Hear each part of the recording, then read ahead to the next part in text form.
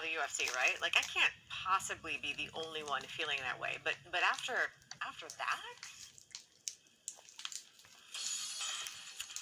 so there was that, all of that, and then there was also this. Yeah, it's a lot. A technical that's been upgraded to a flagrant 2, an additional flagrant 2 plus 3 ejection. Guess what? The WNBA says not a single member of the Fever or Sun will face a suspension. Well, there was only one game in the WNBA tonight. Mercury visiting the Sun. J.C. Sheldon involved in all of that. Marina Mabrey, too. Both of them starting for the Sun. A little over 2 minutes to play in the first half. Sun down 10. Mabrey to Sheldon, knocking down the 3. Sun down 7. Sheldon had 13 points in the first half, and actually that's what she finished the game with. 5 minutes left in the fourth. Sun down 9, cut that to 7. And Nisa Morrow, the rookie, career high, 16 points, 9 rebounds, 3 minutes left to play. Thomas finds Leah Copper, is at 3. Mercury back up 7. And Sachi Sabali back to Thomas, back to Copper. Back threes, the only 2 she made. Tying is everything. She had 13 points. Mercury up 13. How about Thomas? First game against her former team, 14 points. Phoenix, 3 straight wins. One win streak of their season, while the Sun, they are 2-10. Worst start in franchise history. One of the top stories of the day, the Los Angeles Lakers being sold for a record $10 billion. This shot right here, the fadeaway of Kenrich Williams. They stopped the game.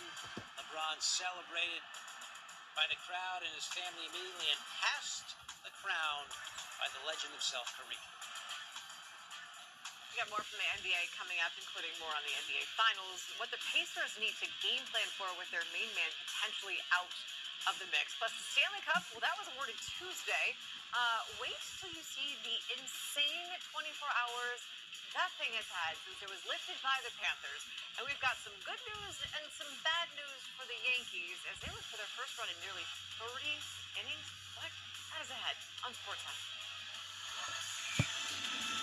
How is Lord Stanley sanitized between visits? Because I'm all for Parmesan with my pasta, but maybe not with the side of MRSA. Thoughts and prayers to the Stanley Cup.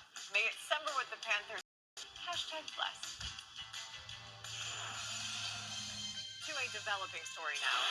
How silly was I thinking we could go a full 24 hours without needing to update this? Our thoughts and prayers remain with the Cup because it did not make it off the ice without sustaining damage. It now looks like Chip from Beauty and the Beast. That happened midnight-ish. The Cup, however, remained unfazed. And we know this because not only does it have feelings, it has social media, obviously. And whatever happens next is its own fault, except for maybe this little sojourn to Sasha Barkov's neighborhood. Dude took the Cup to visit his neighbor, all caught on the ring camera. Is 5 a.m. too late to ring the doorbell? No, it is not. In fact, it is too early to not knock when that neighbor does not immediately answer. Who's with Barkov?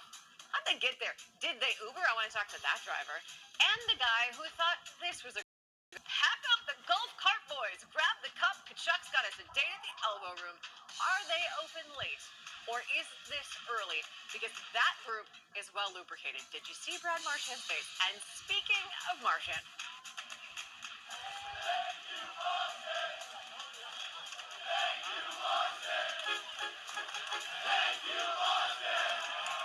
never too late or too early for the petty. And I want you to just drink this in. Drink in the little drink goblin over here who has not slept in a minute. It's what we see here. In his left hand, the crack research team of Kimberly, that's our director, by the way. We believe that this is a theme. That's like a spiked ulcer. You got the cigar, obligatory at this point, in the hand. Under the crook of the elbow. That is at least another beer. James Hunt might disagree, but that is obviously right feelings. All right, so in honor of our producer,